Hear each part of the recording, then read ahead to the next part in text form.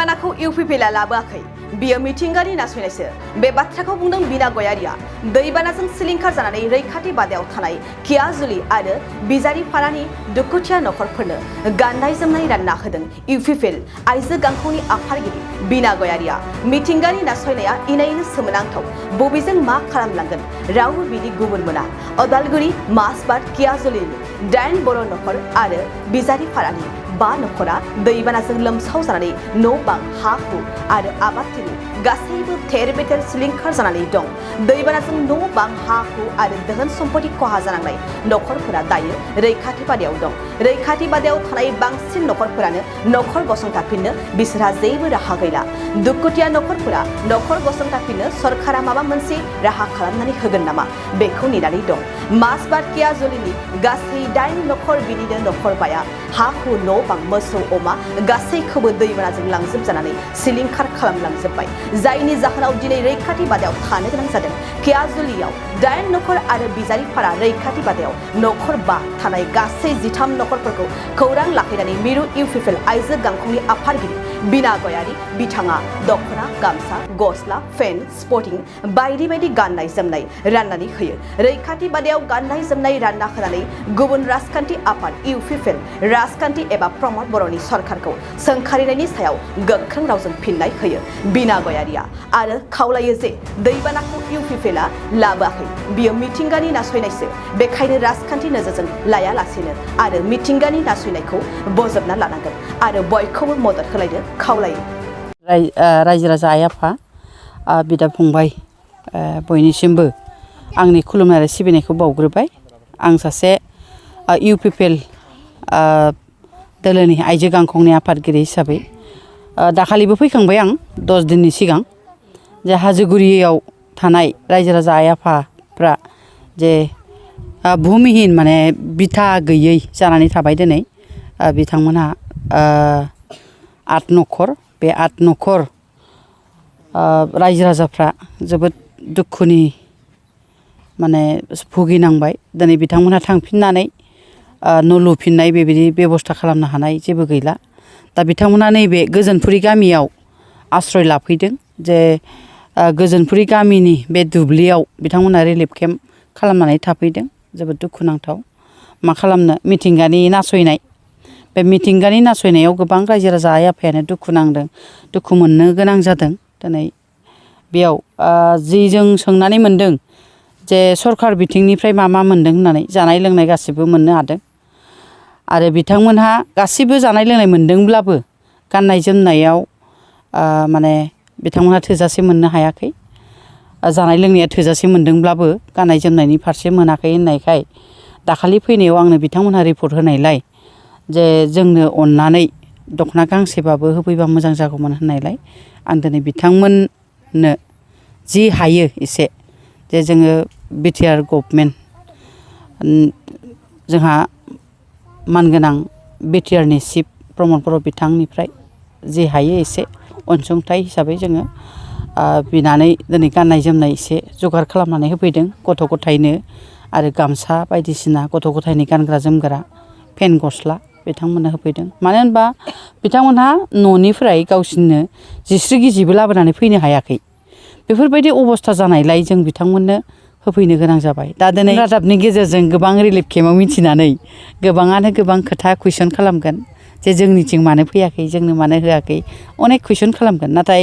आं बुंनो नागिरदों जे दिनै आङो बेयाव फैनो गोनाङा जाहैबाय बिथांमोनहा लुहैफिननोबो हा गैला आरो बिथांमोनहा जिस्रि खायलाबबो लाबोनानै फैनो हायाखै लाइ लथर जेबो लाबोनानै फैनो हायाखै बिनि थाखायनो गावसिनि गाननाय जोमनायखौल' गाव जेरै गानदों ओरैल' फैनो हादों गावनि गथ' गथायखौल' बोखांनानै लाबोनो हादों बिनि थाखायनो जोबोद दुखुनांथाव बिथांमोनखौ जा हायो एसे सहाय हिसाबै आङो होफैबाय जे इउपिपिएल दोलोनि जानानै दा थोजासे जोंनि बिटिआर गभर्नमेन्टनिफ्रायबो नायनाय जादों बिथांमोनहा मा मोनदों मा मोनाखै आरो बेबस्था खालामनाय जादों आरो थाबैनो बिथांमोननि हा गोमानायखौबो थाब बेबस्था खालामनानै होगोन होननानै जोंहा मानगोनां बिटिआरनि इएम जे जोंहा लेन्ड जे जोंहा इएम दङ बे माने बे जायगायाथ' फरेस्ट नालाय बे हिसाबै जोंहा मानगोनां रन्जित बसुमतारी बि फेरेंगा होननानै बुङो बिथाङानो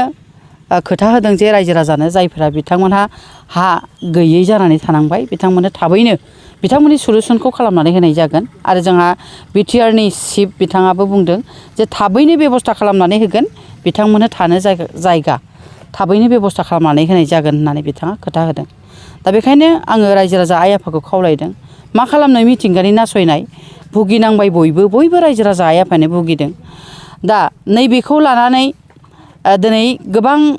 माने सोरबाया बिदिनो जोंनि बिरुदि खोथा इउपिपिएल पार्टिनि बिरुदि खोथा सरकारनि बिरुदि खोथा गोबां बुंदों गोबां ससियेल मिडियायाव सावरायदों ससियेल मिडियायाव सोंखारिदों जे दिनै बि इउपिपिएलनि गभर्नमेन्ट जानानै मानो बिदि जाखो माखो दा इउपिपिएलआथ' लाबोआखैना दैबानाखौलाय दा बेखायनो आं खावलायनो नागिरदों आरोखि जाहाथे पार्टि माबा लायालासिनो जे मिथिंगानि नासयनाय होननानै बजबनानै लानांगोन बयनियावबो जादों सब जायगायावनो जादों दा जोंनि इउपिपिएलनिल' खोथा नङा गोबां बिजेपि सरकारनिफ्रायबो नायगासिनो दङ गोबां डनेसन होदों गोबां जानाय लोंनाय आदार जगार खालामनानै होगासिनो दङ दा गोबां रिलिफआव आं बेरायनानै मिथिदों दा बुंनोसो नागिरदों दिनै जोंनि चिरां ओनसोलाव जे रानिखाथा एरियायाव जाय बिथांमोनहा रिलिफआव दं बिथांमोनहा दाखालि आंनि मोखाङाव बुंबावदोंसो जे जों सिगांनि गभर्नमेन्टफोरनि दिनाव जों इसिबां रिलिफआव जानाय लोंनाय बिदि मोननो हायाखैमोन दिनै इउपिपिएलनि सरकार आरो बिजेपि एजिपि बिथांमोननि जिएसपि जथायै जि सरकार बे सरकाराव जोंहा गांनाय उखैनाय जेबो आंखाल गैयि जादों जे जोंनो रिलिफआव थोजासे होफैदों आरो लाइट गैया लाइटनि थाखायबो जेनेरेटर बायदिसिना बेबस्था खालामनानै होफैदों गोबां मेडिकेल डिपार्टमेन्टनिफ्रायबो फैनानै जोंखौ सहाय होफैदों जों सिगांफोराव मोनाखैमोन नाथाय दिनै प्रमद बर' बिथांनि दैदेननायाव जों गोबां माने अननाय मोनदों होननानै बिथांमोना जोंनि सिगाङावसो बुंबावदों दा आं बिथांमोनखौ धन्यबाद होयो जे दिनै बड'लेण्ड रादाबनि गेजेरजों जे रायजो राजा आइ आफा जाय बिथांमोनहा बुजिनानै दङ बिथांमोनखौ आं रोजा रोजा साबायखर होयो रायजो राजा आइ आफा बयखौबो आं खावलायदों जे खयथा दिन एसे नेथ'दो मानो होनोबा जायफोरा हा गैजायै जानानै थाबाय बिथांमोनखौ थाबैनो सलुसन खालामनाय जागोन जोंना मानगोनां बिटिआरनि चिफ बिथाङा जोंनि बे चिरां ओनसोलनि सिसुबारि गामिनि बे दै खुरखा जानाय आरो दिनै सुबाइजार एरिया समस्थियावबो जे दैया 2 बोसोरनिफ्राय दै लोमसावबाय थादों बे लोमसावबाय थानाय दैबाना जानायखौ होबथानो थाखाय मैयानिफ्राय बादा लुबाय जोंहा मानगोनां चिफआ गावनो थांदों खालामाथि खर' होनो बेखौ बे खालामाथि एरियायाव बादा लुहैबाय दायो बिथांमोनहा बल्डार प्रटेक्सन जेसेबां हागौ इसेबां जोंनि बिटिआर गभर्नमेन्टनिफ्राय मावगासिनो दं आरो जेराव जेराव जादों बिटिआरआव बे जायगायाव थाबैनो मावफुंनाय जागोन बिथाङा जेरैथिंबो नायगासिनो दं सानसेबो जिरायाखै जोंना मानगोनां चिफआ सानसेबो रायजो राजा आइ आफानि गाबनायखौ नायनानै थायाखै दिनै बिथाङाबो मेगननि मोदैखौ फुगारनो होननानै सानफ्रामबो बेरायगासिनो दं आं बेखायनो खावलायदों रायजो राजा आइ आफा नोंथांमोन बयबो एसे खुदै मन'नानै साननैसो नेथ'दो थाबैनो सलुसना जागोन आं बेखिनि बुंबाय दिनै उदालगुरियावहाय बबे रैखाथि बादायाव नोंथाङा दावबायगोन आङो दाखालिसो मोनबा फैनाय जादों बै आदिबासि थानाय जायगाया मामोनलाय पानि आरो बेयावबो फैदों आं आरो बै माबा मोनथाम मोनब्रै गामियाव माबायाव बेरायनाय जादों उदालगुरि बेफोर गासिबो आं माबायाव लिरनानै लादों माने नाम खारिबाय थायाबा गोसोआव थानो नागिराना गामिनि नामफोरखौ दा बेरायदों आरो दा जायफोरा एकदम बिथा गैथारि जानानै थादों बिथांमोनखौल' नायनो हिसाबै आं दिनै फैबाय उदालगुरियाव फैबाय आङो उदालगुरियाव फैनानै दाखालिबो नायफैबाय दिनैबो कियाजुलि होननायाव थांबावगोन दायो आङो कुकुरबुका ना आङो कुकुरबुकायाव थांगोन बेयावबो एसे रायजो राजाजों रायदावनो होननानै आं आवगायदों बेखिनि बिथांमोननि बे न' बां गैजायै बा हा गैयै बेखौ थाबैनो सलुसन खालामनानै होगोन होननानै मानगोनां जोंनि बिटिआरनि चिफ प्रमद बर' बिथाङा खोथा होदों जेरैबायदि खोथा होदों बिथाङा मावफुंगोन दायो नैबे रिलिफ केम्पआव जों नुदों ओरैबायदि गरमजों माने थानो हायाखै आरो बारफोर फैयोब्ला बेयाव थानाया खोब माने अखा बारफोर फैयोब्ला खस्थ' जायो बिनि थाखाय आलादा माबाफोर बिदि बेबस्थाफोर खालामगोन दायो बे गामि खाथियाव माने फरायसालिफोरबो गैया जादोंना दा बेनो प्रब्लेम जादों खाथियाव फरायसालिफोर दंनायमोनब्ला माबा लाइब्रेरि दंनायमोनबा बेफोराव लांनानै बेबस्था खालामनो हागौमोन दायो थाबैनो सलुसन खालामनो होननानै मानगोनां चिफ बिथाङा बुंदों दा बेखौ साननैसोनि गेजेरावनो सुस्रांनाय जागोन बिथांमोनखौ एसे सेटिं खालामनानै दोननायनि राहा बादा खालामगोन लाइ सिलाइ फिसा फिसौ हि जम मोसौ मोसा थांबाय दिनै जोङो नै बालाबारियाव बुखांजानानै हरसे सानसे थाबाय फिसाफोर जोंखौ एसे अनहर आरो माबा मोनसे समस्या जादों नामा बेवहाय जायाखै दे जानाय लोंनायफोरा देहाफोराथ' थिगानो गैखाया मादो नायनो सरकारिजोंथ' नायजागासिनो जेबो खामानि होआखै आरो जागासिनो जानायाथ' जागासिनो दं सासे सानै जों दा मा खालामबावनो नोंसोर अनाबादलाय आरो सोर अननाय दंबोयो जोंखौलाय थांनाया मोसौआ थादों ओमफ्राय बोरमा 6टा थांदो आरो न' बाङाथ' गैखाया गंसेबो गैया थांखाजोबदो न' बांफोरा गंसेबो थालाङाखै आरो माल बुस्थुखौबो मोनसेबो मोनाखै जोङो थांजोबथारदो गैया दैमा साराव थानांगोन थाबाबो मालायनि हा जमियावलाय बहाथो जोंखौलाय दोननो रावबोथ' दोनखाया 8 घर दङ 8 घरजों जोङो टटेलि जों मानसिफोरा 43 मानसि दङ आरो मा खहा जाखो खहायाथ' जोङो हा न'आथ' थांजोबदों आरो लोगोसे दाउ बोरमा आरो गाननाय जोमनाय जिखिनि बासन बर्तन न'खराव सोलिनो हानाय जिखिनि दंमोन बेफोर गासै थांजोबनाय जादों आरो रैखाथिफोराव जानाय लोंनायनि माबा मोनसे जेंना दं नामा जानाय लोंनाया गामिनिफ्राय खाथि खालानिफ्राय जिखिनि खांना फैदों बेखिनियानो आरो थाहैफिननायनि बेबस्था बिदि थाहैफिननायनि बे जायगायावथ' न' लुनो खुनु सुबिदायानो गैला दैयानो ओरैबो गेजेरावसो जेनेबा गेजेरावबो बे अन्थाइया मन्दिर बायदि बुखांजोबना दोनहैजोब्बाय जे नोंथांमोननि जे हा हुआ खहा जाबाय नोंथांमोना थाहैफिननायनि जे राहा गैया इयाव सरकारनिफ्राय जे बिफानारिनिफ्राय नोंथांमोनखौ माबा मोनसे खबर लाफैदों नामा खबर लाफैनाया ओरैनो दाखालि बावै बे माबानिफ्राय जेनेबा फरेस्ट अफिसनिफ्राय एसे खबर लाफैदों आरो मा बुंलांदों बिथांमोना जोङो नागिरगासिनो बहा जों खालि जायगा मोनगोन बिनि उनाव नागिरना खबर मोननायनि उनाव जोङो बेखौ नोंसोरनो दिगलार होगोन होननानै बुंदों आरो जोंनि सिगाङाव रैखाथि बादायाव थानाय जे नोंथांमोन लोमजानाय साजानायनि बेलायाव मा बुंगोन लोमजानायाथ' बर्थमान सोरबा लोमजागासिनो मानसिनि देहाया सानफ्रोमबो समान थाखायानो आरो बुरै मानसिफोर दं उन्दै गथ'फोर दं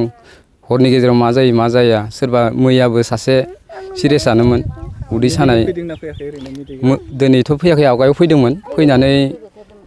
ब्लाड टेस्ट खालामलांदों बे समाव रावखौबो जेबो मोनथ'वाखै ओमफ्राय दा बर्थमानाव बे बुरैफ्राथ' साख्रुब सुख्राब आरो बिदिनो सिगाङाव बे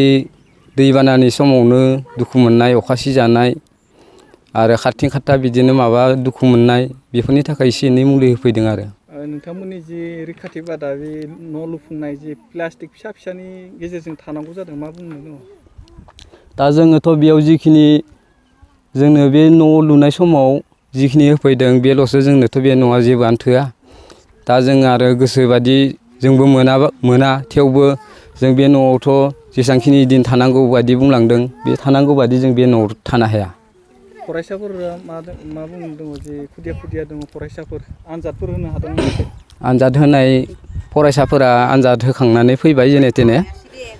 आरो सोरबा बादिया होनो मोनाखै खावसेयानो होनो मोनाखै सरकारनिसिम दा माबायदि मा अनसुंथाइ लुबैगोन जिहेतु थाहैनोबो हाला बैयाव थाहैनायनि अबस्थाया न' बां नस्थ' जाबाय जुनारफोर मोसौफोर बोरमाफोरबो नस्थ' जाबाय बुखारलांजाबाय दा माबायदि मा हास्थायगोन सरकार जोङो दा सरकारनिफ्राय जिथुनिखि जोङो जेनेबा खाजोना पातिखौ होनाय जाबाय नालाय हानि थाखाय बे हिसाबै जोङो जोंनि खहानि सोमोन्दै एसे एनै जोंखौ अनसुं होयोब्ला जों गोजोननाय मोनगौमोन आरो हा हु नागिरना होनानै औ न' बां जोंखौ ओरैनो आबसुनिफ्राय फैदों ओमफ्राय फरेस्टनिफ्राय फैदों बेनिफ्राय बे गोदोर गोलावा MLA सासे फैदों सरन MLA ओमफ्राय धोरोम आफादनिफ्रायबो माखासे नुजाफैदों खबर लाफैदों आरो बिदिनो जोंहा GM सारमोन फैदोंदां आं नुजोबफैयाखै नोंथाङा देहानि सानाय सुनाय बेरामनि जेंनायाव गोग्लैदों नामा गावनि देहानि सानाय सुनाय बेरामखौ लानानै दुखुआव दं नामा? मोनसे गोजोनथाव खौरां, नोंथांनि देहायाव बायदि रोखोमनि सानाय सुनाय दंब्ला नोंथाङा जिंगा दासि। एसआइ निउर' थेरापि, बेयाव नोंथाङा गावनि देहानि सानाय सुनायखौ गोरलैयैनो फाहामनो हागोन। सिं सानाय, आफादावदै सानाय, मोदोम जरा सानाय, आइजोफोरनि जेंना बायदि बायदि गोबां रोखोमनि देहानि सानाय सुनायखौ गोरलैयैनो फाहामनो हागोन। एसआइ निउर' थेरापिया चिरां जिल्लानि बेंटल गलानं 5आव दं आरो बे एसआइ निउर' थेरापियाव नोंथाङा गासै देहानि सानाय सुनायखौ गोरलैयैनो फाहामनो हागोन। गोबां मिथिनो थाखाय 7620160459 जानबुं अनजिमायाव जगाजग खालामनो हागोन।